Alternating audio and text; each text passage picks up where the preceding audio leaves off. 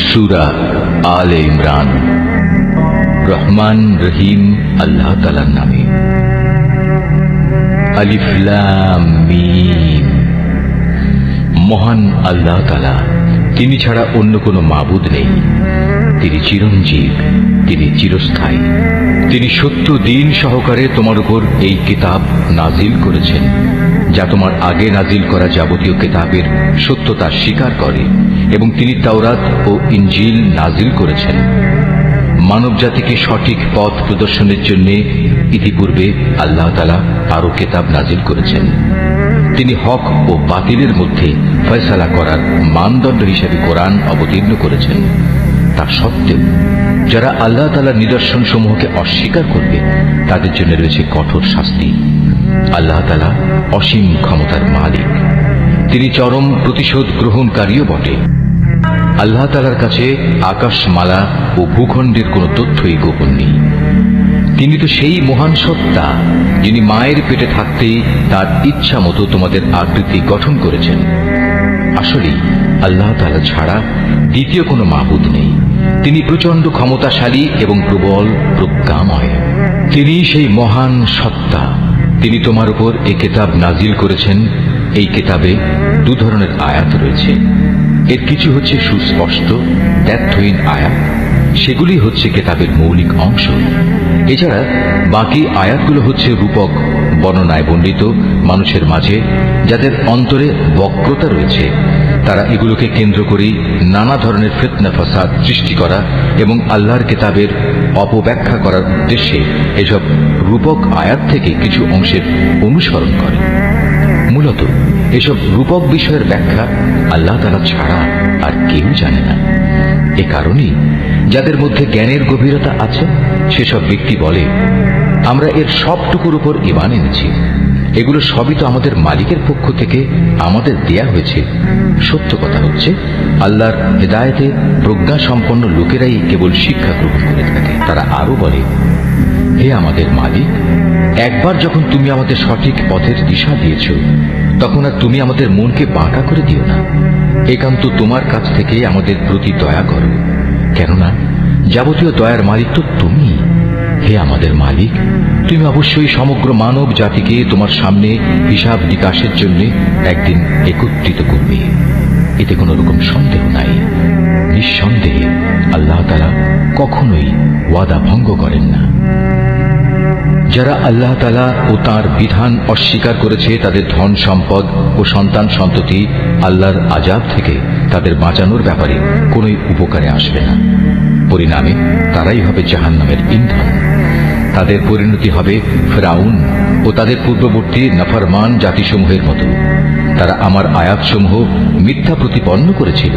অতএব তাদের অপরাধের কারণে আল্লাহ তাআলা তাদের শক্ত করে পাকড়াও করলেন। বস্তুত শাস্তি প্রয়োগে আল্লাহ তাআলা অত্যন্ত কঠোর। হে নবী, যারা আল্লাহকে অস্বীকার করে, সেসব বিদ্রোহী কাফেরদের তুমি বলে দাও, অচিরেই তোমরা এই দুনিয়ায় লাঞ্ছিত পরাজিত হবে এবং পরকালে তোমাদের জাহান্নামের আগুনের কাছে জড়ো করা হবে। আর জাহান্নাম, তা তো হচ্ছে অত্যন্ত নিকৃষ্ট অবস্থান। সে দল দুটোর মধ্যে তোমাদের জন্য শিক্ষণীয় কিছু নিদর্শন মজুদ ছিল, যারা বদরের সম্মুখ সমরে একে অপরের সামনাসামনি হয়েছিল। এদের মধ্যে এক বাহিনী লড়ছিল আল্লাহর দ্বীনের পথে, আর অপর বাহিনীটি ছিল অবিশ্বাসী কাফেরদের। এই সম্মুখ সমর তারা চর্মচক্ষু দিয়ে তাদের প্রতিপক্ষকে তাদের দ্বিগুণ দেখতে পাচ্ছিল। তারপরেও আল্লাহ তাআলা যাকে চান তাকে সাহায্য ও বিজয় দান করেন। এসব ঘটনার মাঝে সেসব লোকের জন্য অনেক কিছু শেখার আছে, যারা অন্তর্দৃষ্টি সম্পন্ন। নারী জাতি, সন্তান সন্ততি, গাড়ি গাড়ি সোনারূপা, পছন্দসই ঘোড়া, গৃহপালিত জন্তু ও জমিনের ফসল সব সময়ই মানব সন্তানের জন্য লোভনীয় করে রাখা হয়েছে। এসব হচ্ছে পার্থিব জীবনের ভোগের সামগ্রী মাত্র। স্থায়ী জীবনের উৎকৃষ্ট আশ্রয় তো একমাত্র আল্লাহ তাআলার কাছে রয়েছে। হে নবী, তুমি তাদের বলো, আমি কি তোমাদের এর চাইতে উৎকৃষ্ট কোনো বস্তুর কথা বলবো? হ্যাঁ, সে উৎকৃষ্ট বস্তু হচ্ছে তাদের জন্য যারা আল্লাহকে ভয় করে। এমন সব লোকদের জন্য তাদের মালিকের কাছে রয়েছে মনোরম জান্নাত, যার পাদদেশ দিয়ে প্রবাহমান থাকবে অগণিত ঝর্ণাধারা এবং তারা সেখানে অনাদিকাল থাকবে। আরো থাকবে তাদের পূত পবিত্র সঙ্গী ও সঙ্গিনীরা। সর্বোপরি থাকবে আল্লাহ তাআলার অনাবিল সন্তুষ্টি। আল্লাহ তাআলা নিজ বান্দাদের কার্যকলাপের উপর সর্বদা সতর্ক দৃষ্টি রাখেন। যারা বলে, হে আমাদের মালিক, আমরা অবশ্যই তোমার উপর ঈমান এনেছি, অতঃপর আমাদের যা গুনাহখাতা হয়ে যায় তা তুমি মাফ করে দাও এবং শেষ বিচারের দিন তুমি আমাদের জাহান্নামের আগুন থেকে বাঁচিয়ে দিও। এরা হচ্ছে ধৈর্যশীল এবং সত্যাশ্রয়ী। এরাই অনুগত এবং দানশীল। সর্বোপরি এরা হচ্ছে শেষ রাতে কিংবা উষা লগ্নে ক্ষমা প্রার্থনাকারী। আল্লাহ তাআলা স্বয়ং সাক্ষ্য দিচ্ছেন, তিনি ছাড়া অন্য কোনো মাবুদ নেই। ফেরেশতারা এবং জ্ঞানবান মানুষেরাও এই একই সাক্ষ্য দিচ্ছে। আল্লাহ তাআলাই একমাত্র ন্যায় ও ইনসাফ কার্যকর করেন। তিনি ছাড়া দ্বিতীয় কোনো মাবুদ নাই। তিনি পরাক্রমশালী, তিনি প্রজ্ঞাময়। নিঃসন্দেহে মানুষের জীবন বিধান হিসেবে আল্লাহ তাআলার কাছে ইসলামই একমাত্র গ্রহণযোগ্য ব্যবস্থা। যাদের আল্লাহর পক্ষ থেকে কিতাব দেওয়া হয়েছিল তারা এই জীবন বিধান থেকে বিচ্যুত হয়ে নিজেরা একে অপরের প্রতি বিদ্বেষ ও হিংসার বশবর্তী হয়ে বিভিন্ন দলে উপদলে বিভক্ত হয়ে মতানৈক্যে লিপ্ত হয়ে পড়েছিল। তাও আবার তাদের কাছে আল্লাহর পক্ষ থেকে সঠিক জ্ঞান আসার পর যে ব্যক্তি আল্লাহর বিধান অস্বীকার করবে তার জানা উচিত অবশ্যই আল্লাহ তাআলা দ্রুত হিসাব গ্রহণকারী। যদি এসব মানুষ তোমার সাথে এ ব্যাপারে কোনরূপ বিতর্কে লিপ্ত হয় তাহলে তুমি তাদের বলে দাও, আমি এবং আমার অনুসারীরা সবাই আল্লাহর কাছে আত্মসমর্পণ করে নিয়েছি। অতঃপর যাদের আল্লাহর পক্ষ থেকে কিতাব দেওয়া হয়েছে এবং যারা কোনো কিতাব না পেয়ে মূর্খ থেকে গেছে তাদের সবাইকে জিজ্ঞাসা করো, তোমরা কি সবাই আল্লাহর কাছে আত্মসমর্পণ করেছ? হ্যাঁ, তারা যদি জীবনের সর্বক্ষেত্রে আল্লাহর আনুগত্য মেনে নেয় তাহলে তারা তো সঠিক পথ পেয়েই গেল। কিন্তু তারা যদি ঈমান থেকে মুখ ফিরিয়ে নেয় তাহলে মনে রেখো, তোমার দায়িত্ব হচ্ছে কেবল আমার কথা পৌঁছে দেয়া। আল্লাহ তাআলা বান্দাদের কর্মকাণ্ড পর্যবেক্ষণ করছেন। নিঃসন্দেহে যারা আল্লাহর নাজিল করা নিদর্শন সমূহ অস্বীকার করে, যারা অন্যায়ভাবে নবীদের হত্যা করে এবং মানব জাতিকে যারা ন্যায় ও ইনসাফ মেনে চলার আদেশ দেয় তাদের হত্যা করে, এদের তুমি এক কঠোর শাস্তির সুসংবাদ দাও। এদের অবস্থা হচ্ছে দুনিয়া আখিরাত উভয় স্থানেই এদের কর্ম ব্যর্থ নিষ্ফল হয়ে গেছে, আর এ কারণেই এদের কোথাও কোনো সাহায্যকারী থাকবে না। হে নবী, তুমি তাদের সম্পর্কে চিন্তা করে দেখেছ কি, যাদের আমার কিতাবের কিছু অংশ দেয়া হয়েছিল, অতঃপর তাদের যখন আল্লাহর কিতাবের সে অংশের দিকে ডাকা হলো যা তাদের মধ্যকার অমীমাংসিত বিষয়সমূহের মীমাংসা করে দেবে, তখন তাদের একদল লোক এ হেদায়েত থেকে মুখ ফিরিয়ে নিল। মূলত এরাই হচ্ছে সেসব লোক যারা আল্লাহর ফয়সালা থেকে পরান্মুখ থাকে। এটা এ কারণে যে এ নির্বোধ লোকেরা বলে, দোজখের আগুন আমাদের শরীর কখনো স্পর্শ করবে না, আর যদি একান্ত করেও তা হবে হাতে গোনা কয়েকটি দিনের ব্যাপার মাত্র। মূলত তাদের নিজেদের ধর্ম বিশ্বাসের মাঝে নিজেদের মন গড়া ধারণাই তাদের প্রতারিত করে রেখেছে। অতঃপর সেদিন অবস্থান কেমন হবে যেদিন আমি সমগ্র মানব সন্তানকে একত্রিত করব, যেদিন সম্পর্কে কোনো দ্বিধা সন্দেহের অবকাশ নেই। সেদিন প্রত্যেক মানব সন্তানকেই তার নিজস্ব অর্জিত বিনিময় পুরোপুরি দিয়ে দেয়া হবে এবং সেদিন কারো উপর বিন্দুমাত্র জুলুম করা হবে না। হে নবী, তুমি বলো, হে রাজাধিরাজ মহান আল্লাহ, তুমি যাকে ইচ্ছা তাকে সাম্রাজ্য দান করো, আবার যার কাছ থেকে চাও তা কেড়েও নিয়ে যাও। যাকে ইচ্ছা তুমি সম্মানিত করো, যাকে ইচ্ছা তুমি অপমানিত করো। সব রকমের কল্যাণ তো তোমার হাতেই নিবদ্ধ। নিশ্চয়ই তুমি সবকিছুর উপর একক ক্ষমতাবান। তুমি রাতকে দিনের মাঝে সামিল করো, আবার দিনকে রাতের ভেতর সামিল করো। প্রাণহীন বস্তু থেকে তুমি যেমন প্রাণের আবির্ভাব ঘটাও, আবার প্রাণহীন অসাড় বস্তু বের করে আনো প্রাণ সর্বস্ব জীব থেকে, এবং যাকে ইচ্ছা তুমি বিনা হিসেবে রিজিক দান করো। ইমানদার ব্যক্তিরা কখনো ইমানদারদের বদলে অবিশ্বাসী কাফেরদের নিজেদের বন্ধু বানাবে না। যদি তোমাদের কেউ তা করে তবে আল্লাহর সাথে তার কোনো সম্পর্কই থাকবে না। হ্যাঁ, তাদের কাছ থেকে কোনো আশঙ্কা থাকলে তোমরা নিজেদের বাঁচাতে গেলে ভিন্ন কথা। আল্লাহ তাআলা তো বরং তার নিজের ব্যাপারেই তোমাদের ভয় দেখাচ্ছেন বেশি, কারণ তোমাদের আল্লাহর কাছেই ফিরে যেতে হবে। হে নবী, তুমি বলো, তোমরা তোমাদের মনের ভেতর কিছু গোপন করে রাখো কিংবা তা সবার সামনে প্রকাশ করে দাও, তা আল্লাহ তাআলা ভালোভাবে অবগত হন। আসমান, জমিন ও এর আভ্যন্তরীণ সবকিছু তিনি জানেন। সর্বোপরি আল্লাহ তাআলা সৃষ্টি লোকের সবকিছুর উপর ক্ষমতাবান। তিনি সকল শক্তির আধার।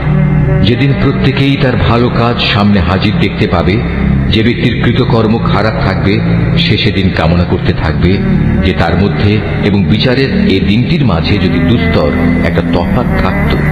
আল্লাহ তাআলা তো তোমাদের তার ক্ষমতা ও শাস্তি থেকে ভয় দেখাচ্ছেন, কারণ আল্লাহ তাআলা তার বান্দাদের সাথে অত্যন্ত অনুগ্রহশীল। হে নবী, তুমি বলো, তোমরা যদি আল্লাহ তাআলাকে ভালোবাসো তাহলে আমার কথা মেনে চলো, তাহলে আল্লাহ তাআলাও তোমাদের ভালোবাসবেন এবং তিনি তোমাদের গুনাহ খাতা মাফ করে দেবেন। আল্লাহ তাআলা অত্যন্ত ক্ষমাশীল ও দয়াবান। তুমি আরো বলো, তোমরা আল্লাহ তাআলা ও তার রাসূলের কথা মেনে চলো।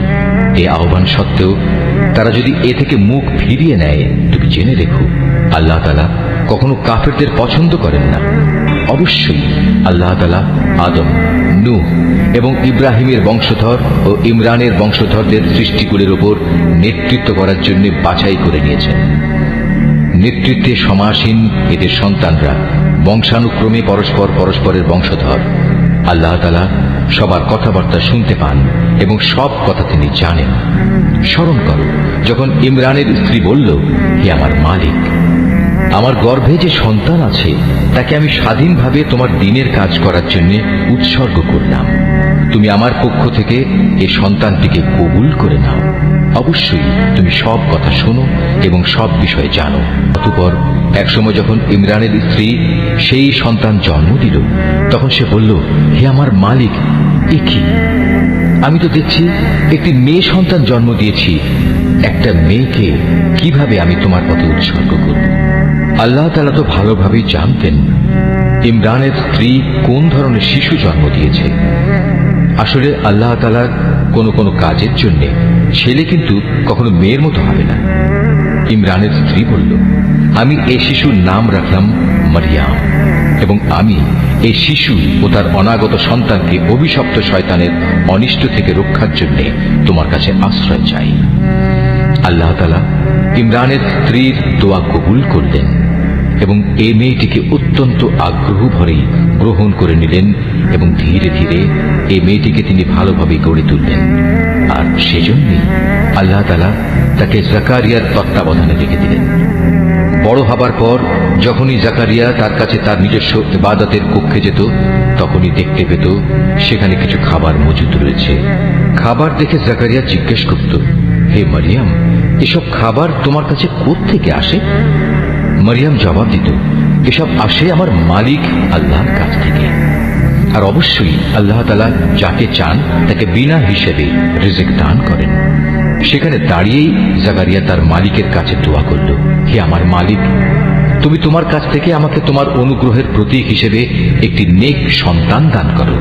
নিশ্চয়ই তুমি মানুষের ডাক শোনো। ফেরেশতারা তাকে ডাক দিল এমন এক সময়ে যখন সে ইবাদতের কক্ষে নামাজ আদায় করছিল। ফেরেশতারা বলল, হে জাকারিয়া, আল্লাহ তাআলা তোমার ডাক শুনেছেন। অবশ্যই আল্লাহ তাআলা তোমাকে ইয়াহিয়ার জন্ম সম্পর্কে সুসংবাদ দিচ্ছেন। তোমার সে সন্তান আল্লাহর পক্ষ থেকে তার বাণীর সত্যায়ন করবে। সে হবে সমাজের নেতা, সে হবে সচ্চরিত্রবান, সে হবে নবী। সর্বোপরি সে হবে সৎ কর্মশীল ব্যক্তিদের একজন। এ কথা শুনে জাকারিয়া বলল, হে আমার মালিক, আমার ঘরে ছেলে হবে কিভাবে? একে তো আমি নিজে বার্ধক্যে উপনীত হয়ে গেছি, তদুপরি আমার স্ত্রীও বন্ধা, সন্তান ধারণে সম্পূর্ণ অক্ষম। আল্লাহ তাআলা বললেন, হ্যাঁ, এভাবেই হয়। আল্লাহ তাআলা যা চান তাই তিনি করেন। জাকারিয়া নিবেদন করল, হে মালিক, তুমি আমার জন্য এর কিছু পূর্ব লক্ষণ ঠিক করে দাও। আল্লাহ তাআলা বললেন, হ্যাঁ, তোমার সে লক্ষণ হবে এই যে তুমি 3 দিন 3 রাত পর্যন্ত মানুষের সাথে ইশারা ইঙ্গিত ছাড়া কথাবার্তা বলবে না। এই অবস্থায় তুমি তোমার মালিককে বেশি বেশি স্মরণ করবে এবং সকাল সন্ধ্যায় তার পবিত্র নামসমূহের তসবিহ পাঠ করতে থাকবে। রুকু 5। অতঃপর মরিয়ম ভয়প্রাপ্ত হল। আল্লাহ ফেরেশতারা যখন বলল, হে মরিয়ম, আল্লাহ তাআলা নিঃসন্দেহে তোমাকে একটি বিশেষ কাজের জন্য বাছাই করেছেন এবং এজন্যে তোমাকে তিনি পবিত্র করেছেন এবং বিশ্বের নারীকুলের উপর তিনি তোমাকে সম্মানিত করেছেন। হে মরিয়ম, এর যোগ্য হওয়ার জন্য তুমি সর্বদা তোমার মালিকের অনুগত হও, তার কাছে আনুগত্যের মাথা নত করো। রুকুকারীদের সাথে তুমিও আল্লাহর সামনে রুকু করো। হে নবী, এ সবই ছিল তোমার জন্য অদৃশ্য লোকের সংবাদ। আমি এগুলো তোমাকে ওহির মাধ্যমে জানিয়েছি, নতুবা তুমি তো সেখানে তাদের পাশে হাজির ছিলে না। বিশেষ করে যখন ইবাদতখানার পুরোহিতরা মরিয়মের পৃষ্ঠপোষক কে হবে এটা নির্বাচনের জন্য ভাগ্যরেখায় কলম নিক্ষেপ করেছিল, আর তুমি তাদের ওখানে উপস্থিত ছিলে না যখন তারা বিতর্ক করছিল। অতঃপর ফেরেশতারা বলল, হে মরিয়ম, অবশ্যই আল্লাহ তাআলা তোমাকে একটি পুত্র সন্তানের জন্ম সংক্রান্ত নিজস্ব এক বাণীর সুসংবাদ দিচ্ছেন। তার নাম হবে মসীহ। সে পরিচিত হবে মরিয়মের পুত্র ঈসা হিসাবে। দুনিয়া আখিরাতের উভয় স্থানেই সে সম্মানিত হবে। সে হবে আল্লাহর সান্নিধ্যপ্রাপ্ত ব্যক্তিদের অন্যতম। সে তুলনায় থাকা অবস্থায় যেমন মানুষের সাথে কথা বলতে পারবে, পরিণত বয়সেও তেমনি ভাবে তাদের সাথে কথা বলবে। বস্তুত সে হবে নেককার মানুষদের একজন। মরিয়ম বলল, হে আমার মালিক, আমার গর্ভে সন্তান আসবে কোত্থেকে? আমাকে তো কখনো কোনো মানব সন্তান স্পর্শ পর্যন্ত করেনি।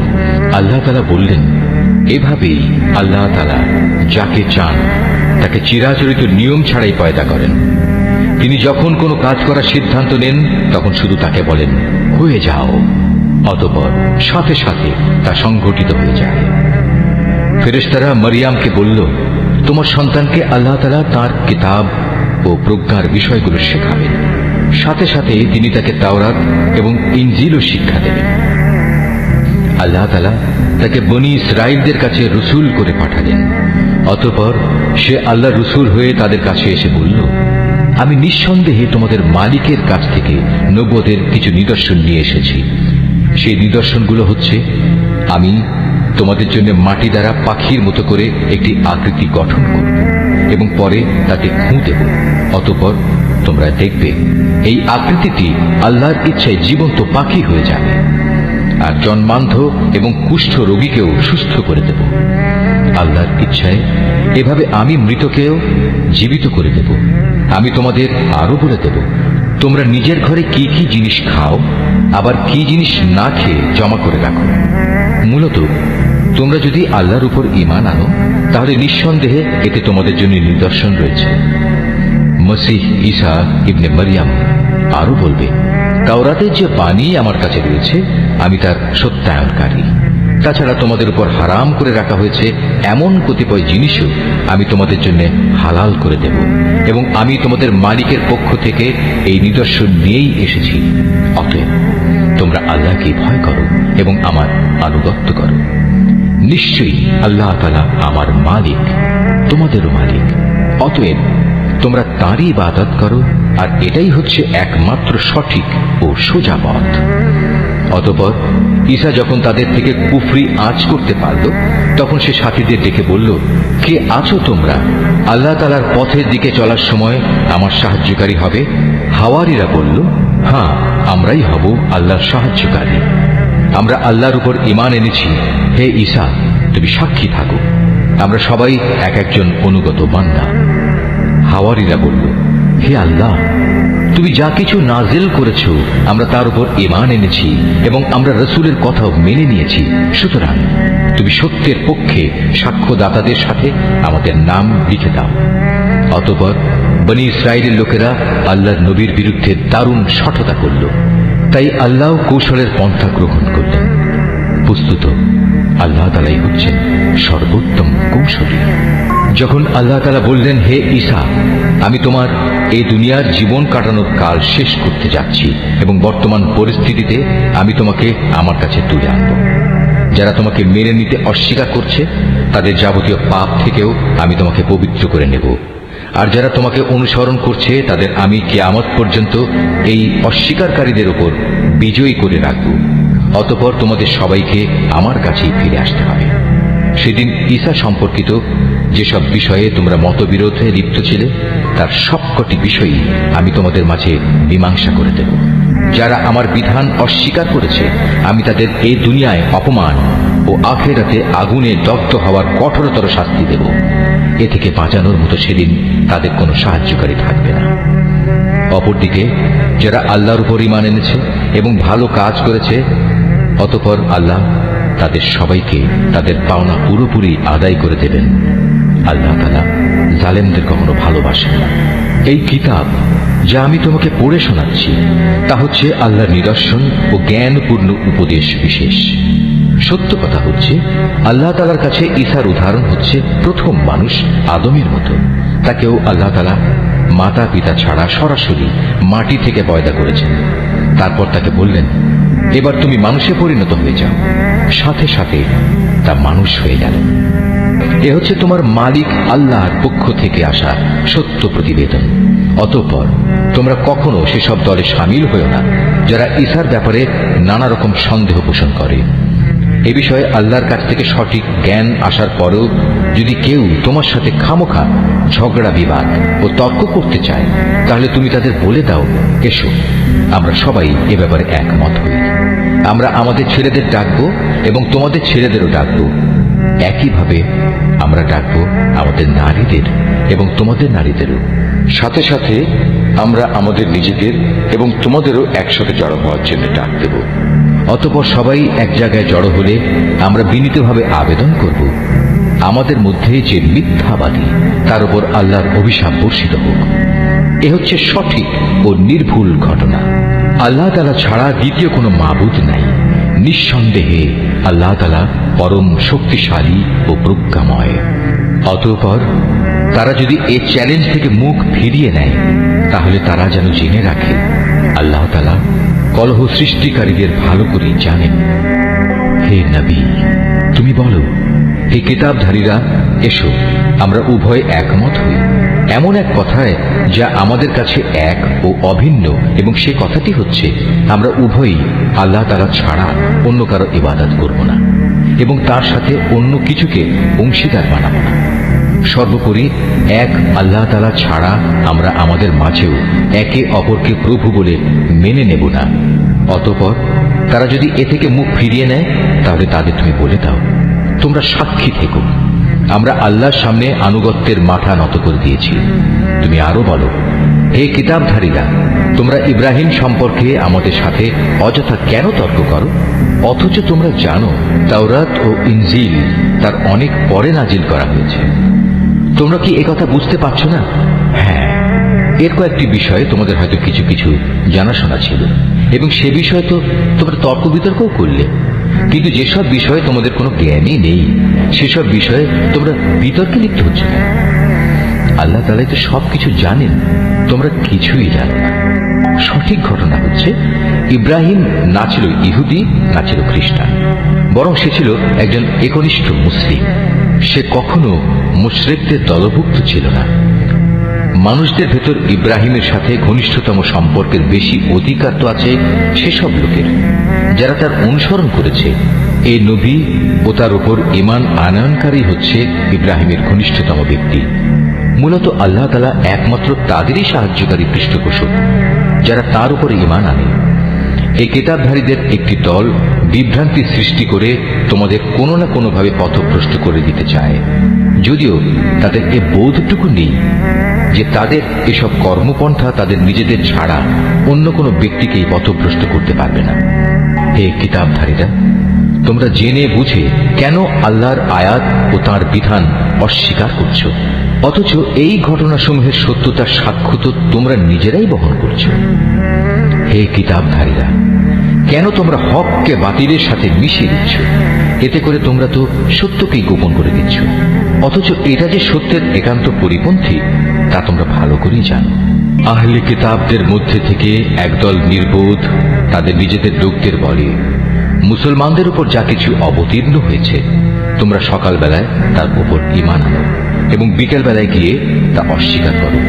এর ফলে তারা সম্ভবত ঈমান থেকে ফিরে আসবে।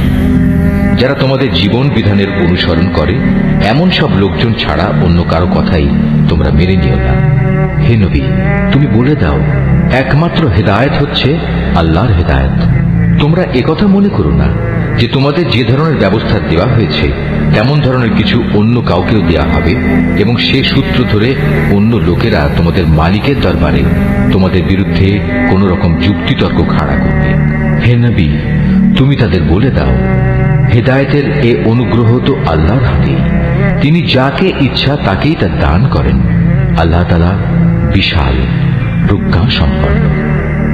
নিজের দয়া দিয়ে তিনি যাকে ইচ্ছা তাকে হিদায়াতের জন্য খাস করে নেন।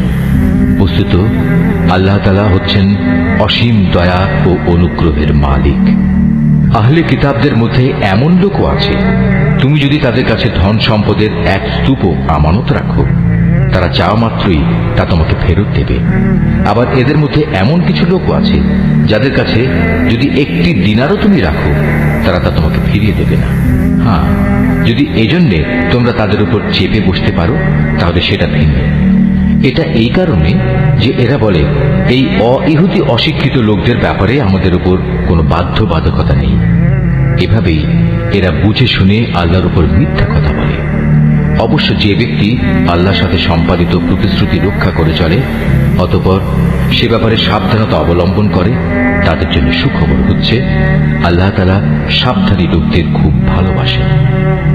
যারা নিজেদের আল্লাহর সাথে সম্পাদিত প্রতিশ্রুতি ও শপথ সমূহ সামান্য বৈষয়িক মূল্যে বিক্রি করে দেয়, পরকালে তাদের জন্য আল্লাহর পুরস্কারের কোনো অংশই থাকবে না।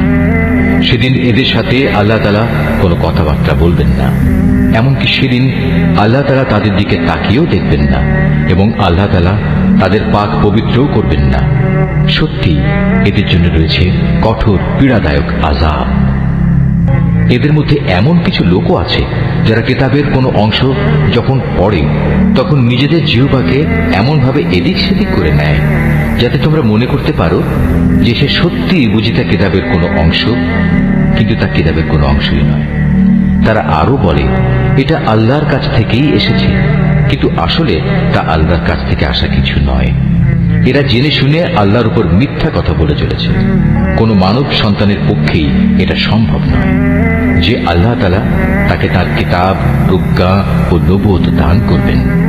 অতঃপর সে লোকদের ডেকে বলবে, তোমরা আল্লাহকে ছেড়ে এখন সবাই আমার বান্দা হয়ে যাও। বরং সে তো নবুয়ত প্রাপ্তির পর এ কথাই বলবে, তোমরা সবাই তোমাদের মালিকের বান্দা হয়ে যাও। এটা এই কারণে যে তোমরাই মানুষদের এই কিতাব শেখাচ্ছিলে এবং তোমরা নিজেরাও তাই অধ্যয়ন করছিলে। আল্লাহর ফেরেশতা ও তার নবীদের প্রতিপালক রূপে স্বীকার করে নিতে এ ব্যক্তি তোমাদের কখনো আদেশ দেবে না। একবার আল্লাহর অনুগত মুসলমান হবার পর সে কিভাবে তোমাদের পুনরায় কুফরির আদেশ দিতে পারে? আল্লাহ তাআলা যখন তার নবীদের কাছ থেকে প্রতিশ্রুতি নিয়েছিলেন তখন তিনি বলেছিলেন, এ হচ্ছে কিতাব ও তার ব্যবহারিক জ্ঞান কৌশল যা আমি তোমাদের দান করলাম। অতঃপর তোমাদের কাছে যখন আমার কোন রসূল আসবে যে তোমাদের কাছে রক্ষিত আগের কিতাবের সত্যায়ন করবে, তখন তোমরা অবশ্যই তার আনিত বিধানের উপর ঈমান আনবে এবং তাকে সাহায্য করবে। আল্লাহ তাআলা জিজ্ঞাসা করলেন, তোমরা কি এ কথার উপর আমার অঙ্গীকার গ্রহণ করেছ? তারা বলল, হ্যাঁ, আমরা মেনে চলার অঙ্গীকার করছি। আল্লাহ তাআলা বললেন, তাহলে তোমরা সাক্ষী থেকো এবং আমিও তোমাদের সাথে এই অঙ্গীকারের সাক্ষী হয়ে রইলাম। অতঃপর যারা তা ভঙ্গ করে এ থেকে মুখ ফিরিয়ে নেবে তারা অবশ্যই বিদ্রোহী বলে পরিগণিত হবে। তারা কি আল্লাহর দেয়া জীবন ব্যবস্থার বদলে অন্য কোনো বিধানের সন্ধান করছে? অথচ আসমান জমিনে যা কিছু আছে, ইচ্ছায় হোক কিংবা অনিচ্ছায় হোক, আল্লাহ তাআলার বিধানের সামনে আত্মসমর্পণ করে আছে এবং প্রত্যেককে তো তার কাছেই ফিরে যেতে হবে। হে নবী, তুমি বলো, আমরা আল্লাহর উপর ঈমান এনেছি আমাদের উপর যা নাজিল করা হয়েছে তার উপর। ইব্রাহিম, ইসমাইল, ইসহাক, ইয়াকুব ও তাদের অন্যান্য বংশধরদের প্রতি যা কিছু নাজিল করা হয়েছে তার উপরও আমরা ঈমান এনেছি। আমরা আরো ঈমান এনেছি মুসা, ঈসা এবং অন্য নবীদের তাদের মালিকের পক্ষ থেকে যা কিছু দেওয়া হয়েছে তার উপর। আল্লাহর এই নবীদের কারো মাঝেই আমরা কোনো ধরনের তারতম্য করি না। মূলত আমরা সবাই হচ্ছি আল্লাহর কাছে আত্মসমর্পণকারী মুসলমান। যদি কেউ ইসলাম ছাড়া নিজের জন্য অন্য কোনো জীবন বিধান অনুসন্ধান করে, তবে তার কাছ থেকে সে উদ্ভাবিত ব্যবস্থা কখনো গ্রহণ করা হবে না। পরকালে সে চরম ব্যর্থ হবে। বলো, যারা ঈমানের আলো পাওয়ার পর কুফরি করেছে, আল্লাহ তাআলা তাদের কিভাবে আবার আলোর পথ প্রদর্শন করবেন? অথচ এর আগে এরাই সাক্ষ্য দিয়েছিল যে আল্লাহর রসুল সত্য এবং এ রসুলের মাধ্যমেই এদের কাছে উজ্জ্বল নিদর্শন সমূহ এসেছিল। আসলে আল্লাহ তাআলা কখনো সীমা লঙ্ঘনকারী ব্যক্তিদের সঠিক পথ প্রদর্শন করেন না। এসব সীমা লঙ্ঘনজনিত কার্যকলাপের একমাত্র প্রতিদান হিসেবে তাদের উপর আল্লাহ তাআলা তাঁর ফেরেশতা ও অন্য সব মানুষের অভিশাপ বর্ষিত হবে। সে অভিশপ্ত স্থান হচ্ছে জাহান্নাম। সেখানে তারা অনাদিকাল ধরে পড়ে থাকবে। এক মুহূর্তের জন্যও তাদের উপর শাস্তির মাত্রা কমানো হবে না, না আযাব থেকে তাদের একটুখানি বিরাম দেওয়া হবে। তবে তাদের কথা আলাদা, যারা এসব কিছুর পর তওবা করেছে এবং তারপর নিজেদের সংশোধন করে নিয়েছে। আল্লাহ তাআলা অবশ্যই ক্ষমাশীল ও পরম দয়ালু। কিন্তু যারা একবার ঈমান আনার পর কুফরির পথ অবলম্বন করেছে, অতঃপর তারা এই বেঈমানি কার্যকলাপ দিন দিন বাড়াতেই থেকেছে, আল্লাহর দরবারে তাদের তওবা কখনো কবুল হবে না। কারণ এ ধরনের লোকেরাই হচ্ছে পথভ্রষ্ট। রুকু 10। এটা সুনিশ্চিত, যারা আল্লাহ তাআলাকে অস্বীকার করেছে এবং কুফরি অবস্থায় তাদের মৃত্যু হয়েছে, তারা যদি নিজেদের আল্লাহর আযাব থেকে বাঁচানোর জন্য এক পৃথিবী পূর্ণ স্বর্ণ মুক্তিপণ হিসেবে খরচ করে, তবু তাদের কারো কাছ থেকে তা গ্রহণ করা হবে না। বস্তুত এরাই হচ্ছে সেসব হতভাগ্য ব্যক্তি যাদের জন্য রয়েছে মর্মন্তুদ আযাব, আর সেদিন তাদের কোনো সাহায্যকারীও থাকবে না। তোমরা কখনো যথার্থ নেকি অর্জন করতে পারবে না যতক্ষণ না তোমরা তোমাদের ভালোবাসার জিনিস আল্লাহর পথে ব্যয় করবে। মূলত তোমরা যা কিছুই ব্যয় করো, আল্লাহ তাআলা তা জানেন। আজ তোমাদের জন্য যেসব খাবার হালাল করা হয়েছে তা এক সময় বনী ইসরাইলদের জন্য হালাল ছিল, অবশ্য এমন দু একটা জিনিস বাদে যা তাওরাত নাজিল হওয়ার আগেই ইসরাইল তার নিজের উপর হারাম করে রেখেছিল। তুমি বলো, সন্দেহ থাকলে যাও, তোমরা গিয়ে তাওরাত নিয়ে এসো এবং তা পড়ে শোনাও, যদি তোমরা তোমাদের দাবির ব্যাপারে সত্যবাদী হও। যারা এর পরেও আল্লাহর উপর মিথ্যা আরোপ করে, নিঃসন্দেহে তারা বড় জালেম। তুমি বলো, আল্লাহ তাআলা সত্য কথা বলেছেন, অতএব তোমরা সবাই নিষ্ঠার সাথে ইব্রাহিমের মতাদর্শ অনুসরণ করো। আর ইব্রাহিম কখনো আল্লাহর সাথে অংশীবাদীদের দলে শামিল ছিল না। নিশ্চয়ই গোটা মানব জাতির জন্য সর্বপ্রথম যে ঘরটি বানিয়ে রাখা হয়েছিল তা ছিল বাক্কায় তথা মক্কা নগরীতে। এ ঘরকে কল্যাণ, মঙ্গলময় এবং মানবকুলের দিশারি হিসেবেই বানানো হয়েছিল। এখানে রয়েছে আল্লাহ তাআলার সুস্পষ্ট নিদর্শন সমূহ। আরো রয়েছে সেই স্থান যেখানে ইব্রাহিম দাঁড়িয়েছিল। এই ঘরের বিশেষ মর্যাদা হচ্ছে, যে এখানে প্রবেশ করবে সে দুনিয়া আখিরাত উভয় স্থানেই নিরাপদ হয়ে যাবে। দ্বিতীয় মর্যাদা হচ্ছে, মানব জাতির উপর আল্লাহর জন্য এই দায়িত্ব দেওয়া হয়েছে যে যে ব্যক্তিরই এ ঘর পর্যন্ত পৌঁছার সামর্থ্য থাকবে সে যেন এই ঘরের হজ আদায় করে। আর যদি কেউ এ বিধান অস্বীকার করে, তার জেনে রাখা উচিত আল্লাহ তাআলা সৃষ্টিকুলের মোটেই মুখাপেক্ষী নন। হে নবী, তুমি বলো, হে আহলে কিতাবরা, তোমরা কেন জেনে বুঝে আল্লাহর আয়াত অস্বীকার করো, অথচ আল্লাহ তাআলাই তোমাদের যাবতীয় কাজের সাক্ষী। তুমি আরো বলো, হে আহলে কিতাবরা, তোমরা কেন তাদের আল্লাহর পথ থেকে ফেরাতে চেষ্টা করছো যারা ঈমান এনেছে, এবং এভাবেই তোমরা আল্লাহর পথকে বাঁকা করতে চাও, অথচ এই লোকদের সত্যপন্থী হবার ব্যাপারে তোমরাই তো সাক্ষী। আল্লাহ তাআলা তোমাদের এই সব বিদ্রোহমূলক আচরণ সম্পর্কে মোটেই উদাসীন নন। হে মানুষ, তোমরা যারা ঈমান এনেছ, তোমরা যদি এই আহলে কিতাবদের কোনো একটি দলের কথা মেনে চলো, তাহলে মনে রেখো এরা ঈমান আনার পরেও ধীরে ধীরে তোমাদের কাফের বানিয়ে দেবে। আর তোমরা কিভাবে কুফরি করবে যখন তোমাদের সামনে বারবার আল্লাহর আয়াতসমূহ তেলাওয়াত করা হচ্ছে? তাছাড়া এই আয়াতের বাহক স্বয়ং আল্লাহর রাসূল যখন তোমাদের মাঝে মজুদ রয়েছে। যে ব্যক্তি আল্লাহ ও তার বিধানকে শক্ত করে আঁকড়ে ধরবে সে অবশ্যই সোজা পথে পরিচালিত হবে। হে মানুষ, তোমরা যারা ঈমান এনেছ আল্লাহকে ভয় করো, ঠিক যতটুকু ভয় তাকে করা উচিত। আল্লাহর কাছে সম্পূর্ণ আত্মসমর্পণকারী না হয়ে তোমরা কখনো মৃত্যুবরণ করো না। তোমরা সবাই মিলে আল্লাহর রশিকে শক্ত করে আঁকড়ে ধরো এবং কখনো পরস্পর বিচ্ছিন্ন হও না। তোমরা তোমাদের উপর আল্লাহর সেই নিয়ামতের কথা স্মরণ করো যখন তোমরা একে অপরের দুশমন ছিলে। অতঃপর আল্লাহ তাআলা তার দ্বীনের বন্ধন দিয়ে তোমাদের একের জন্য অপরের মনে ভালোবাসার সঞ্চার করে দিলেন।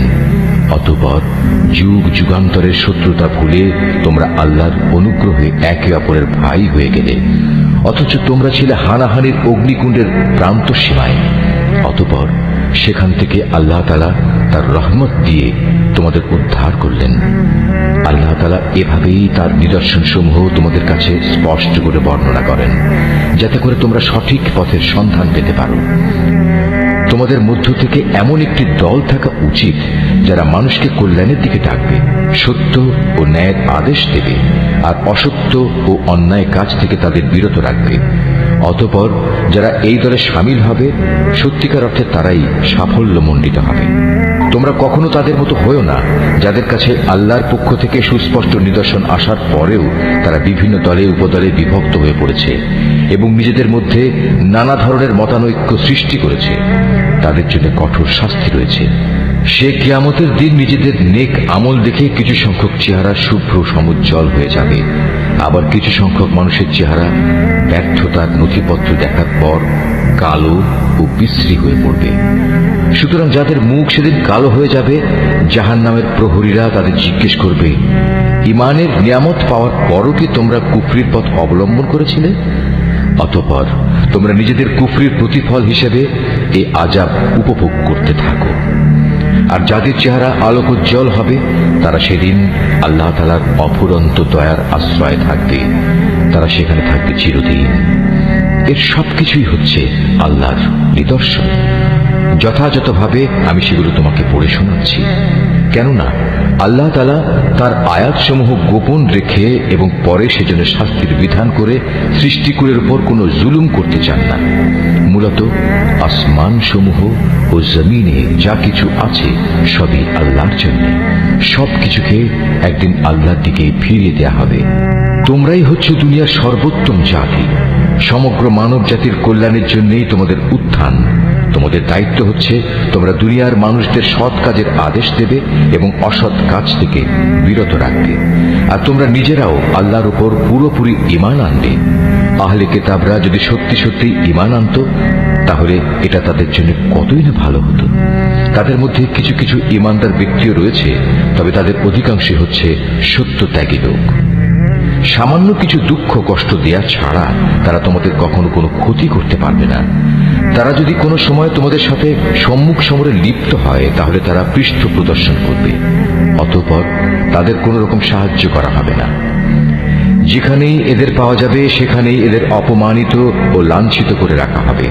তবে আল্লাহ তাআলার নিজের প্রতিশ্রুতি ও মানুষের প্রতিশ্রুতির মাধ্যমে কিছুটা নিরাপত্তা পাওয়া গেলে সেটা ভিন্ন।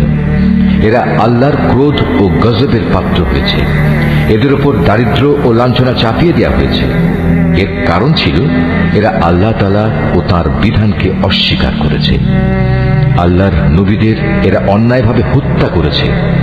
মূলত এ হচ্ছে তাদের বিদ্রোহ ও সীমা লঙ্ঘনের ফল। তারা আহলে কিতাবরা আবার সবাই একরকম নয়। তাদের মধ্যে এমন কিছু লোক আছে যারা সত্য ও ন্যায়ের উপর অবিচল হয়ে দাঁড়িয়ে আছে, যারা সারা রাত আল্লাহর কিতাব পাঠ করে এবং নামাজ পড়ে। তারা আল্লাহ তাআলা ও শেষ বিচার দিনের উপর ঈমান রাখে এবং মানুষদের তারা ন্যায় কাজের আদেশ দেয় ও অন্যায় কাজ থেকে নিষেধ করে। সৎ কাজে এরা প্রতিযোগিতা করে। এ ধরনের মানুষেরাই হচ্ছে মূলত নেক লোকদের অন্তর্ভুক্ত।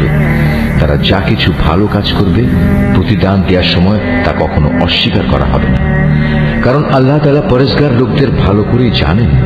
একথা সুনিশ্চিত, যারা আল্লাহ তাআলাকে অস্বীকার করে তাদের ধন সম্পদ সন্তান সন্ততি আল্লাহ তাআলার মোকাবেলায় তাদের কোনোই উপকারে আসবে না, বরং তারা হবে নিশ্চিত জাহান্নামের অধিবাসী। সেখানে অনন্তকাল তারা পড়ে থাকবে। এ ধরনের লোকেরা এ দুনিয়ার জীবনে যা খরচ করে তার উদাহরণ হচ্ছে যারা নিজেদের উপর অবিচার করেছে সেই দলের শস্য ক্ষেত্রের উপর দিয়ে প্রবাহমান হিম শীতল তীব্র বাতাসের মতো, যা তাদের শস্য ক্ষেত্র বরবাদ করে দিয়ে গেল। মূলত আল্লাহ তাআলা তাদের উপর কোনোই অবিচার করেননি, বরং কুফরির পন্থা অবলম্বন করে এরা নিজেরাই নিজেদের উপর জুলুম করেছে। হে ঈমানদার ব্যক্তিরা, তোমরা কখনো নিজেদের দলভুক্ত লোকজন ছাড়া অন্য কাউকে নিজেদের অন্তরঙ্গ বন্ধু হিসেবে গ্রহণ করো না, কেননা এরা তোমাদের অনিষ্ট সাধনের কোনো পথই অনুসরণ করতে দ্বিধা করবে না। তারা তো তোমাদের ক্ষতি ও ধ্বংসই কামনা করে। তাদের জঘন্য প্রতিহিংসা ও বিদ্বেষ তাদের মুখ থেকেই এখন প্রকাশ পেতে শুরু করেছে। অবশ্য তাদের অন্তরে লুকানো হিংসা ও বিদ্বেষ বাইরের অবস্থার চাইতে মারাত্মক। আমি সব ধরনের নিদর্শনই তোমাদের সামনে খোলাখুলি বলে দিচ্ছি। তোমাদের যদি সত্যি জ্ঞান বুদ্ধি থাকে তাহলে তোমরা এ সম্পর্কে সতর্ক হতে পারবে। এরা হচ্ছে সেসব মানুষ যাদের তোমরা ভালোবাসো, কিন্তু তারা তোমাদের মোটেই ভালোবাসে না। তোমরা তো তোমাদের আগে আমার নাজেল করা সব কয়টি কিতাবের উপরও ঈমান আনো, আর তারা তো তোমাদের কিতাবকে বিশ্বাসই করে না। এই মুনাফিক লোকগুলো যখন তোমাদের সাথে সাক্ষাৎ করে তখন বলে, হ্যাঁ আমরা তোমাদের কিতাবকে মানি। আবার যখন এরা একান্তে নিজেদের লোকদের কাছে চলে যায় তখন নিজেদের ক্রোধের বশবর্তী হয়ে এরা তোমাদের সাফল্যের ওপর নিজেদের আঙুল কামড়াতে শুরু করে। তুমি তাদের বলো, যাও নিজেদের ক্রোধের আগুনে নিজেরাই পুড়ে মরো। অবশ্যই আল্লাহ তাআলা এ মুনাফিকদের মনের ভেতর লুকিয়ে থাকা যাবতীয় চক্রান্তমূলক বিষয় সম্পর্কে সম্যক অবগত আছেন। তাদের অবস্থা হচ্ছে তোমাদের কোনো কল্যাণ হলে তার কারণে তাদের খারাপ লাগে, আবার তোমাদের কোনো অকল্যাণ দেখলে তারা আনন্দে ফেটে পড়ে। এ প্রতিকূল অবস্থায় যদি তোমরা ধৈর্য ধারণ করতে পারো এবং নিজেরা সাবধান হয়ে চলতে পারো তাহলে তাদের চক্রান্ত ও ষড়যন্ত্র তোমাদের কিছুই ক্ষতি করতে পারবে না। তাদের যাবতীয় কর্মকাণ্ডই আল্লাহ তাআলা পরিবেষ্টন করে আছেন। হে নবী, স্মরণ করো যখন তুমি খুব ভোরবেলায় তোমার আপনজনের কাছ থেকে বিদায় নিয়ে মোমেনদের যুদ্ধের ঘাঁটি সমূহে মোতায়েন করছিলে। তখন তুমি জানতে আল্লাহ তাআলা সব কিছু শোনেন এবং তার বান্দাদের তিনি ভালো করেই জানেন।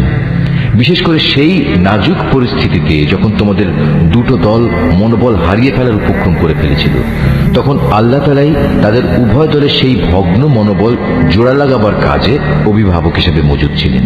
আর আল্লাহর উপর যারা ঈমান আনে তাদের তো সর্বাবস্থায় তার উপরে ভরসা করা উচিত।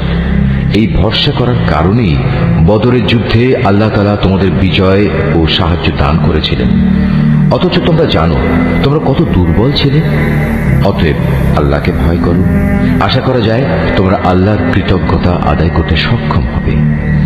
সে মুহূর্তের কথাও স্মরণ করো যখন তুমি মোমেনদের বলেছিলে, যুদ্ধে বিজয় লাভ করার জন্য তোমাদের মালিক যদি আসমান থেকে 3000 ফেরেশতা পাঠিয়ে তোমাদের সাহায্য করেন তাহলে তোমাদের বিজয়ের জন্য তা কি যথেষ্ট হবে না? অবশ্যই তোমরা যদি ধৈর্য ধারণ করো এবং শয়তানের চক্রান্ত থেকে বেঁচে থাকতে পারো। এ অবস্থায় তারা শত্রু বাহিনী যদি তোমাদের উপর দ্রুত গতিতে আক্রমণ করে বসে তাহলে তোমাদের মালিক প্রয়োজনে 5000 চিহ্নিত ফেরেশতা দিয়েও তোমাদের সাহায্য করবেন। আসলে এই সংখ্যাটা বলে আল্লাহ তাআলা তোমাদের জন্য একটি সুসংবাদ দিয়েছেন। নতুবা বিজয়ের জন্য তো তিনি একাই যথেষ্ট। আল্লাহ তাআলা চেয়েছেন যেন এর ফলে তোমাদের মন কিছুটা প্রশান্ত ও আশ্বস্ত হতে পারে।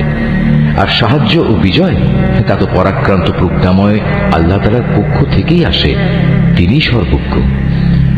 আল্লাহ তাআলা এর দ্বারা কাফিরদের এক দলকে নিশ্চিহ্ন করে দিতে চান, অথবা তাদের একাংশকে তিনি এর মাধ্যমে লাঞ্ছিত করে দিতে চান, যেন তারা ব্যর্থ হয়ে যুদ্ধের ময়দান থেকে ফিরে যায়। হে নবী, এ ব্যাপারে তোমার কিছুই করার নেই। আল্লাহ তাআলা চাইলে তাদের উপর দয়া পরবশ হবেন কিংবা চাইলে তাদের কঠোর শাস্তি দেবেন, কেননা এরা ছিল স্পষ্টত জালিম। আসমান সমূহ ও জমিনে যা কিছু আছে তার সব হচ্ছে আল্লাহ তাআলা। তিনি যাকে ইচ্ছা ক্ষমা করে দেবেন, যাকে ইচ্ছা শাস্তি দেবেন।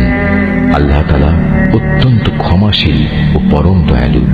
হে মানুষ, তোমরা যারা ইসলামকে একটি পূর্ণাঙ্গ বিধান হিসেবে বিশ্বাস করেছ, চক্রবৃদ্ধি হারে সুদ খেও না এবং তোমরা আল্লাহ তাআলাকে ভয় করো। আশা করা যায় তোমরা কল্যাণ লাভ করতে পারবে। জাহান্নামের আগুনকে তোমরা ভয় করো, যা তৈরি করে রাখা হয়েছে তাদের জন্য যারা একে অস্বীকার করেছে। তোমরা আল্লাহ তাআলা ও তার রাসূলের কথা মেনে চলো। আশা করা যায় তোমাদের উপর দয়া করা হবে। তোমরা তোমাদের মালিকের পক্ষ থেকে ক্ষমা পাওয়ার কাজে প্রতিযোগিতা করো, আর সেই জান্নাতের জন্যও প্রতিযোগিতা করো যার প্রশস্ততা আকাশ ও পৃথিবী সমান। আর এই বিশাল জান্নাত প্রস্তুত করে রাখা হয়েছে সেসব ভাগ্যবান লোকদের জন্য যারা আল্লাহকে ভয় করে, সচ্ছল হোক কিংবা অসচ্ছল, সর্বাবস্থায় যারা আল্লাহর পথে নিজেদের ধন সম্পদ ব্যয় করে, যারা নিজেদের ক্রোধ সংবরণ করে এবং মানুষের অপরাধ সমূহ যারা ক্ষমা করে দেয়। আসলে ভালো মানুষদের আল্লাহ তাআলা হামেশাই ভালোবাসেন। ভালো মানুষ হচ্ছে তারা যারা কখনো কোনো অশ্লীল কাজ করে ফেললে কিংবা এর দ্বারা নিজেদের উপর নিজেরা জুলুম করে বসলে সাথে সাথেই আল্লাহকে স্মরণ করে এবং গুনাহের জন্য আল্লাহর ক্ষমা প্রার্থনা করে। কেননা আল্লাহ তাআলা ছাড়া আর কে আছে যে তাদের গুনাহ মাফ করে দিতে পারে? তদুপরি এরা জেনে বুঝে নিজেদের গুনার উপর অটল হয়েও বসে থাকে না। এই সে বৈশিষ্ট্যমণ্ডিত মানুষগুলো, মালিকের পক্ষ থেকে তাদের প্রতিদান হবে আল্লাহ তাআলা তাদের ক্ষমা করে দেবেন, আর তাদের এমন এক জান্নাত দেবেন যার তলদেশ দিয়ে ঝর্ণাধারা বইতে থাকবে। এই জান্নাতে নেককার লোকেরা অনন্তকাল ধরে অবস্থান করবে। সৎ কর্মশীল ব্যক্তিদের জন্য আল্লাহর পক্ষ থেকে কত সুন্দর প্রতিদানের ব্যবস্থা রাখা হয়েছে। তোমাদের আগেও বহু জাতির বহু উদাহরণ ছিল যা এখন অতীত হয়ে গেছে। সুতরাং এদের পরিণতি দেখার জন্য তোমরা পৃথিবীতে ঘুরে বেড়াও এবং দেখো আল্লাহ তাআলা ও তাঁর বিধান মিথ্যা প্রতিপন্নকারীদের পরিণতি কি হয়েছিল।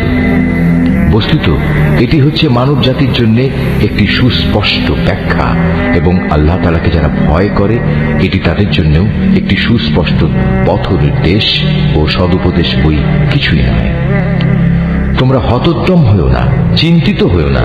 তোমরা যদি সত্যিকার অর্থে ঈমানদার হও তাহলে তোমরাই বিজয়ী হবে। তোমাদের উপর যদি কোনো সাময়িক আঘাত আসে এতে মনক্ষুণ্ণ হবার কি আছে? এ ধরনের আঘাত তো তাদের উপরও এসেছে। আর এভাবেই আমি মানুষের মাঝে তাদের উত্থান পতনের দিনগুলো পালাক্রমে অদল বদল করাতে থাকি, যাতে করে আল্লাহ তাআলা এ কথাটা জেনে নিতে পারেন যে কে সত্যিকার অর্থে আল্লাহর উপর ঈমান রাখে, এবং এর মাধ্যমে তোমাদের মাঝখান থেকে কিছু শহীদও আল্লাহ তাআলা তুলে নিতে চান। মূলত আল্লাহ তাআলা কখনো জালেমদের পছন্দ করেন না। এর মাধ্যমে তিনি মূলত ঈমানদার বান্দাদের পরিশুদ্ধ করে কাফেরদের নাস্তা নাবুদ করে দিতে চান। তোমরা কি মনে করো তোমরা এমনি এমনি বেহেশতে প্রবেশ করে যাবে? অথচ আল্লাহ তাআলা পরীক্ষার মাধ্যমে একথা জেনে নেবেন না যে কে তার পথে জিহাদ করতে প্রস্তুত হয়েছে এবং কে এ বিপদে কঠোর ধৈর্য ধারণ করতে পেরেছে? তোমরা মৃত্যুর মুখোমুখি হওয়ার আগে থেকেই তা কামনা করছিলে, আর এখন তো দেখতে পাচ্ছ তোমরা নিজেদের চর্ম চোখে। মুহাম্মদ একজন রসূল ছাড়া অতিরিক্ত কিছুই নয়। তার আগেও বহু রসূল গত হয়ে গেছে, তারা সবাই মৃত্যু মুখে পতিত হয়েছে। তাই সে যদি আজ মরে যায় অথবা তাকে যদি কেউ মেরে ফেলে, তাহলে তোমরা কি তার আনিত হেদায়েত থেকে মুখ ফিরিয়ে নেবে? আর যে ব্যক্তি এ থেকে মুখ ফিরিয়ে নেয় সে কখনো আল্লাহর দ্বীনের কোন রকম ক্ষতি সাধন করতে পারবে না। আল্লাহ তাআলা অচিরেই কৃতজ্ঞ বান্দাদের প্রতিফল দান করবেন। কোন প্রাণী আল্লাহর সিদ্ধান্ত ও অনুমতি ছাড়া মরবে না। আল্লাহ তাআলার কাছে প্রত্যেকটি প্রাণীরই মৃত্যুর দিনক্ষণ সুনির্দিষ্ট হয়ে আছে। এর পরেও যে ব্যক্তি পার্থিব পুরস্কারের প্রত্যাশা করে, আমি তাকে এই দুনিয়াতেই তার কিছু অংশ দান করব।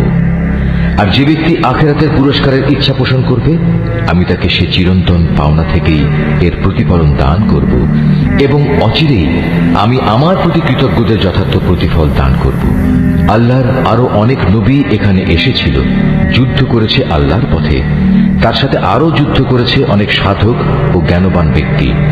আল্লাহর পথে তাদের উপর যত বিপদ মুসিবতি এসেছে তাতে কোনোদিনই তারা হতাশ হয়ে পড়েনি, তারা দুর্বলও হয়নি, বাতিলের সামনে তারা মাথাও নত করেনি। এ ধরনের ধৈর্যশীল ব্যক্তিদেরই আল্লাহ তাআলা ভালোবাসেন।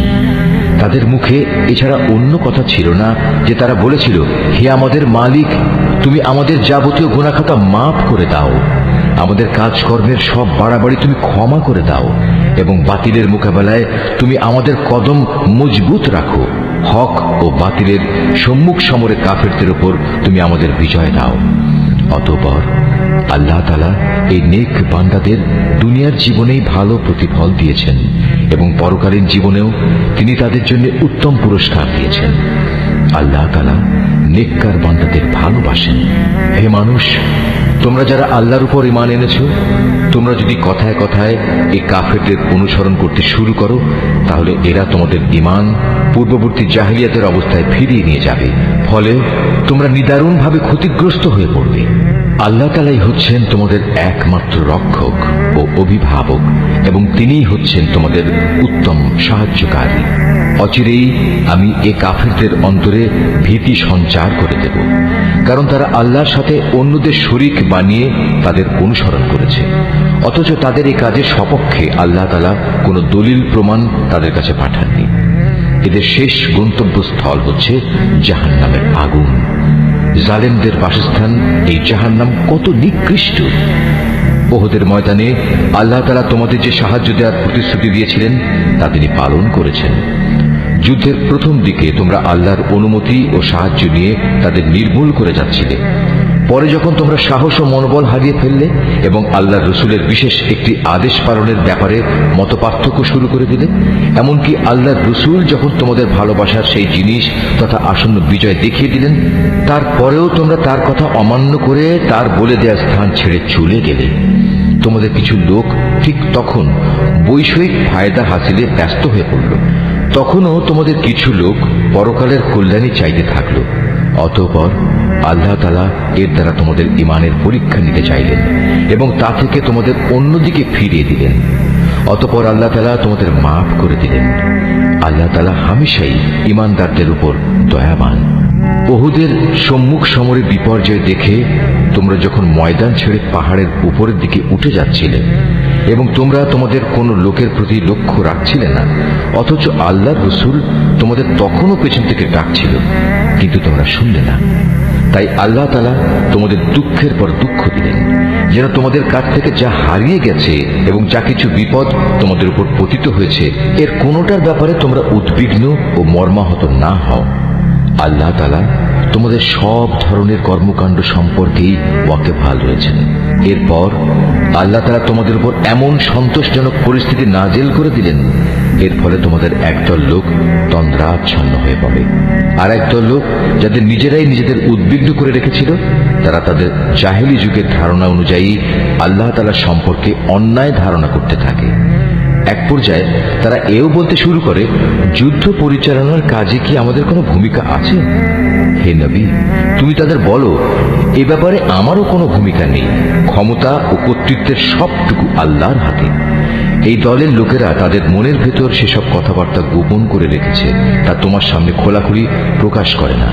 তারা বলে, এ কাজে যদি আমাদের কোনো ভূমিকা থাকতো, তাহলে আজ আমরা এখানে নিহত হতাম না।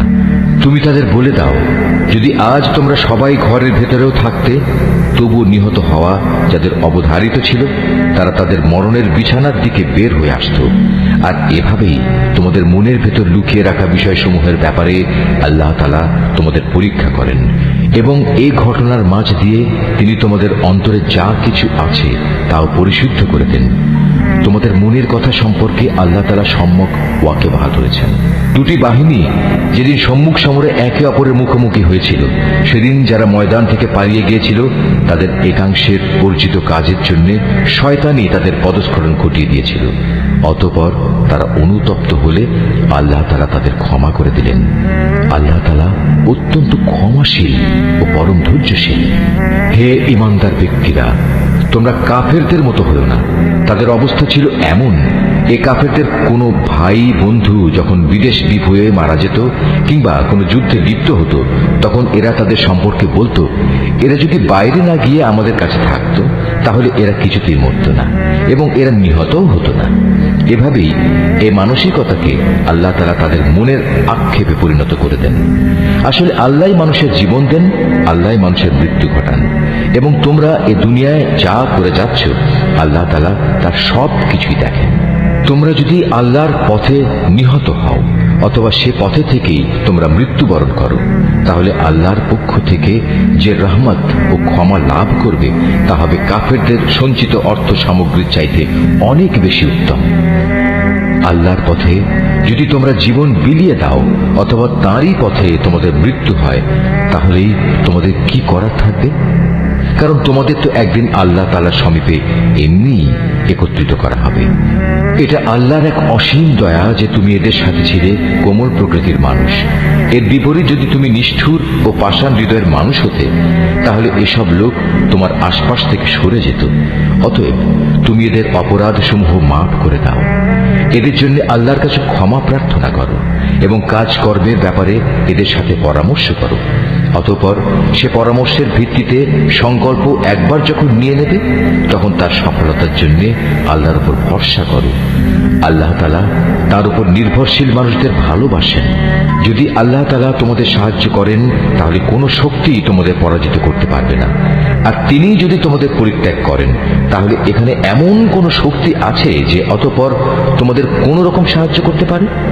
কাজেই আল্লাহর উপর যারা ঈমান আনে তাদের আল্লাহর উপরই ভরসা করা উচিত। কোন নবীর পক্ষে কোন বস্তুর খেয়ানত করা সম্ভবই নয়। হ্যাঁ, মানুষের মধ্যে কেউ যদি কিছু খেয়ানত করে, তাহলে কিয়ামতের দিন সে ব্যক্তিকে তার খেয়ানতের সে বস্তু সহ আল্লাহর দরবারে হাজির হতে হবে। অতঃপর প্রত্যেককেই তার অর্জিত ভালো মন্দের পাওনা সঠিকভাবে আদায় করে দেয়া হবে। সেদিন তাদের কারো উপর অবিচার করা হবে না। যে ব্যক্তি আল্লাহর সন্তুষ্টির পথ অনুসরণ করে, তার সাথে কিভাবে সে ব্যক্তির তুলনা করা যায়?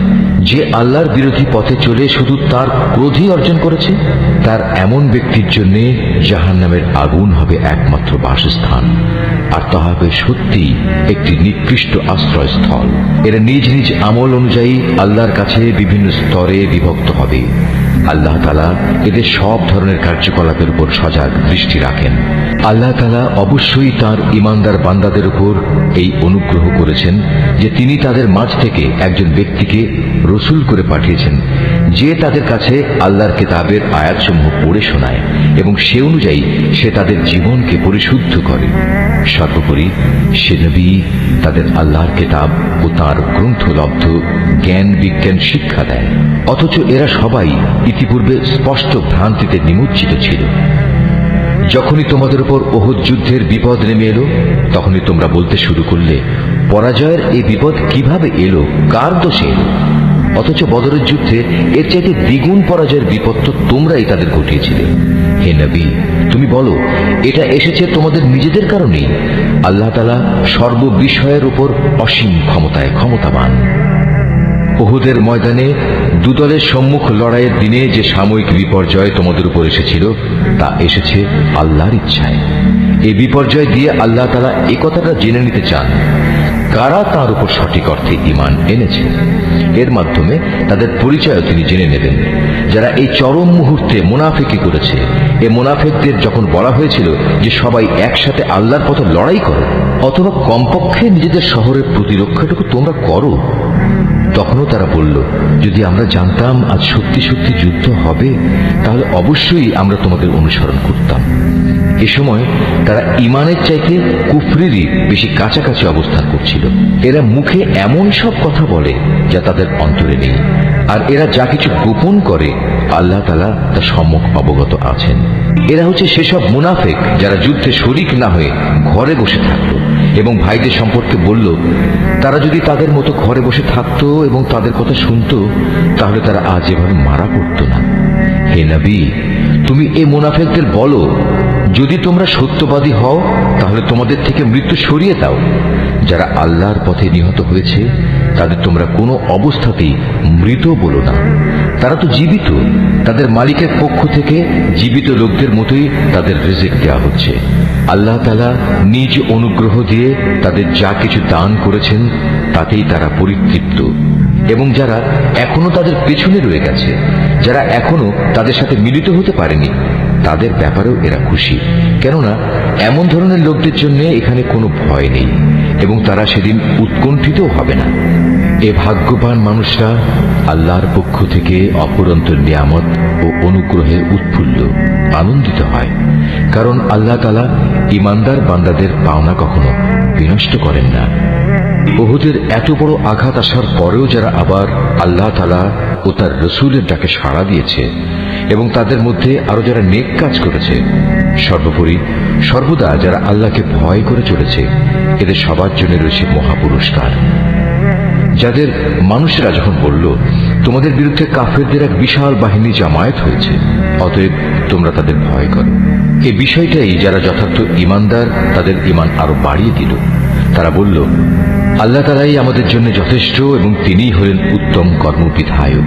অতঃপর আল্লাহর নিয়ামত ও অনুগ্রহ নিয়ে এরা এমন ভাবে ফিরে এলো যে কোনো প্রকার অনিষ্টই তাদের স্পর্শ করতে পারল না।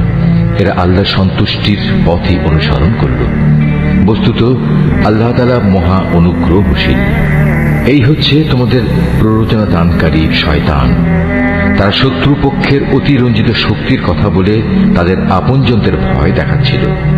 তোমরা কোনো অবস্থায় তাদের এ হুমকিকে ভয় করবে না, বরং আমাকেই ভয় করো যদি তোমরা সত্যিকার অর্থে ঈমানদার হও।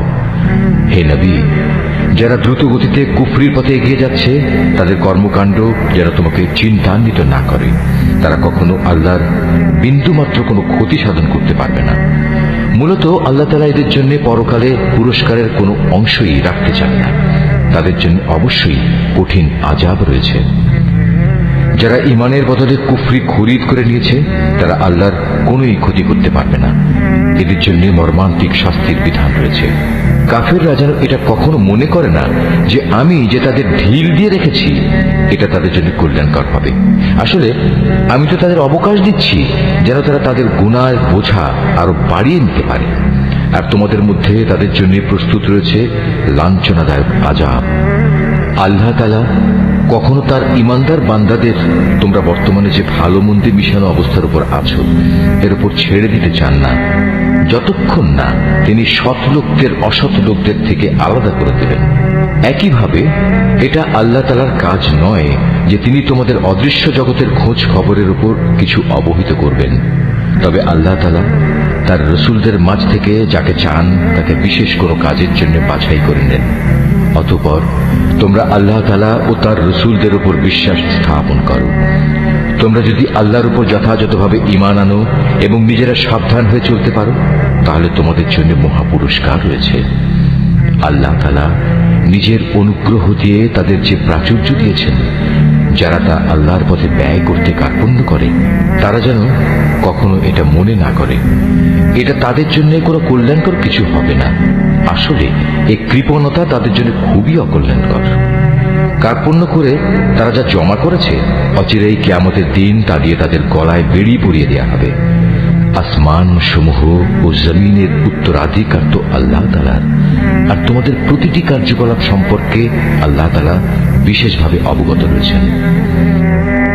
আল্লাহ তাআলা সেই ইহুদি লোকদের কথা ভালো করেই শুনেছেন যখন তারা বিদ্রুপ করে বলেছিল, হ্যাঁ আল্লাহ তাআলা অবশ্যই গরীব আর আমরা হচ্ছি ধনী। তারা যা কিছু বলে তা আমি তাদের হিসেবের খাতায় লিখে রাখব। আমি আরো লিখে রাখব অন্যায়ভাবে তাদের নবীদের হত্যা করার বিষয়টিও। সেদিন আমি তাদের বলবো, এবার এই জাহান্নামের স্বাদ উপভোগ করো। এ আযাব হচ্ছে তোমাদের নিজেদেরই হাতের কামাই যা তোমরা আগেই এখানে পাঠিয়েছ। আল্লাহ তাআলা কখনো তার নিজ বান্দাদের প্রতি অবিচারক নন। যারা বলে স্বয়ং আল্লাহ তাআলাই তো আমাদের আদেশ দিয়েছেন যেন আমরা কোনো রসুলের উপর ঈমান না আনি যতক্ষণ না সে আমাদের জন্য এমন একটা কোরবানি এনে হাজির করবে যা গায়েব থেকে এক আগুন এসে খেয়ে ফেলবে।